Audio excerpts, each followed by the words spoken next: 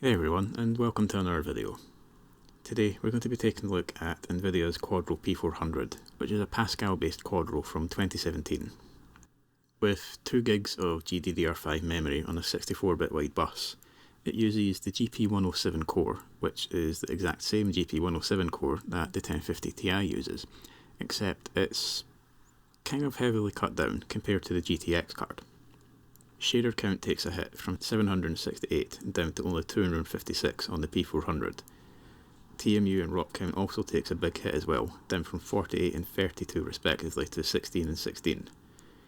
Base and boost clocks are relatively similar, but memory speed is effectively 75% down on the 1050 Ti.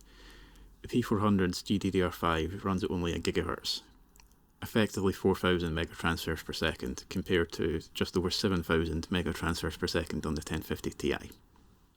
So we can expect a pretty big degradation in performance over its GTX sibling.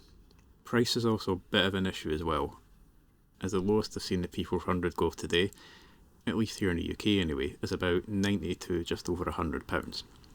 But I'll get into why that's an issue in a bit. First though, we're going to get into the benchmarks. I've put the specs we're using for the benchmark system on screen just now, but I'll also put them in the description down below for anyone who needs to use a screen reader or anything like that. But yeah, let's fire into some benchmarks and see how the P400 does today. So we're starting off with Unigine Heaven 4.0. This was, I think, the first ever DirectX 11 benchmark.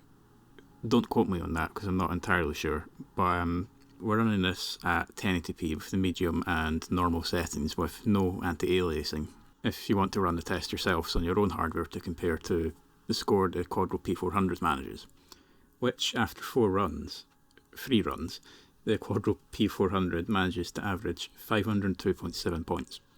I don't actually have anything to compare it to just now, but over time I will actually start adding all of these scores to a chart, so in future videos I can actually compare the scores to other graphics cards I've run. Now, I did actually have high hopes, probably higher hopes than I should have had for the Quadro P400, given that it's based on a relatively recent architecture, that being the Pascal architecture that the GTX 10 series of GeForce gaming cards are based on. But overall, Fortnite actually ran quite well.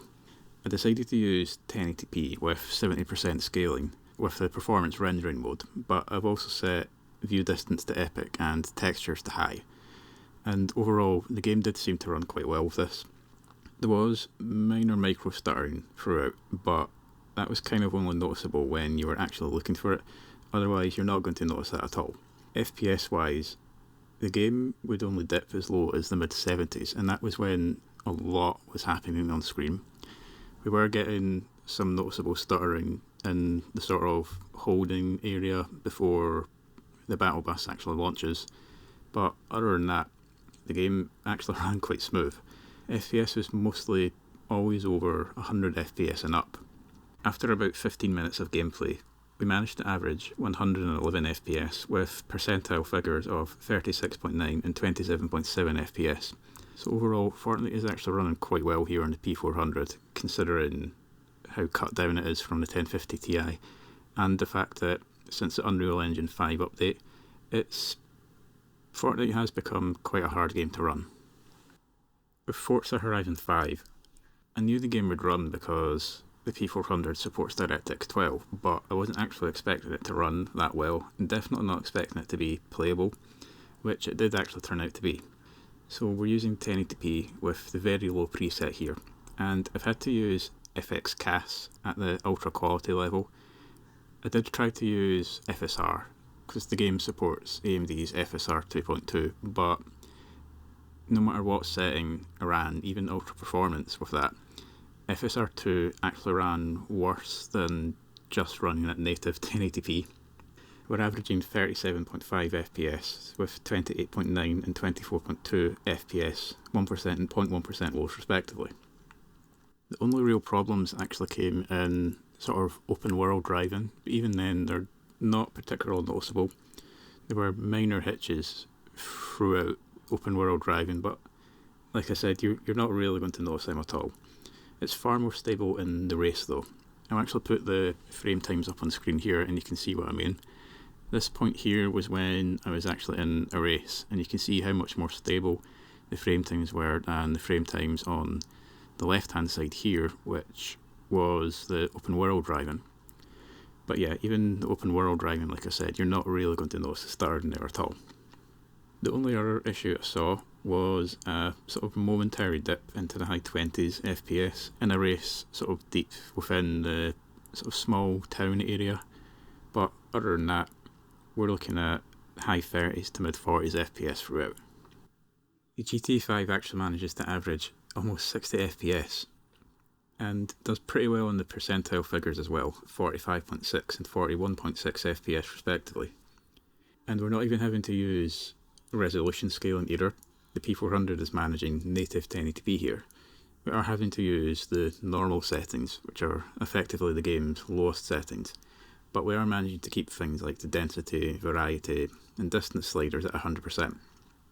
The only real issues I saw, and they're quite minor at that, were driving through small dust clouds. It does cause some noticeable but brief stutter, and it only lasts for a fraction of a second, and then everyone's back to running really smooth. Even throughout the city at night, where there's more shadows, which tend to be a lot heavier on the hardware, the game still runs great.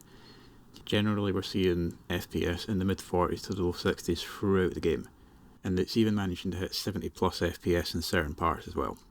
There's no stuttering or hitches at all. Other than those brief stutters when driving through dust, there's actually no issues in the game at all.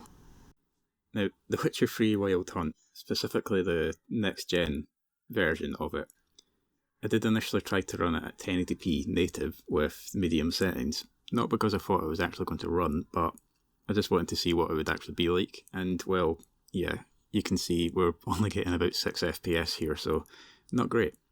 So I did try enabling FSR, and still wasn't too good, so I turned the resolution down to 720p, and I had to also use FSR performance. Things were a little blurry with that, so I enabled the high sharpening setting, and the game does still manage to look relatively good, all things considering. There was a noticeable, not terrible, but noticeable ghosting effect on screen, which is a problem with, or can be a problem with FSR. But yeah, it wasn't terrible though, so it's not going to ruin things. Overall, there were minor hitches at points that weren't really noticeable at all, and slight micro stuttering through, but again, that's barely noticeable unless you're actually looking for it. Overall, we're actually looking at FPS in the mid 30s to low 40s for the most part, so we're actually doing quite good here.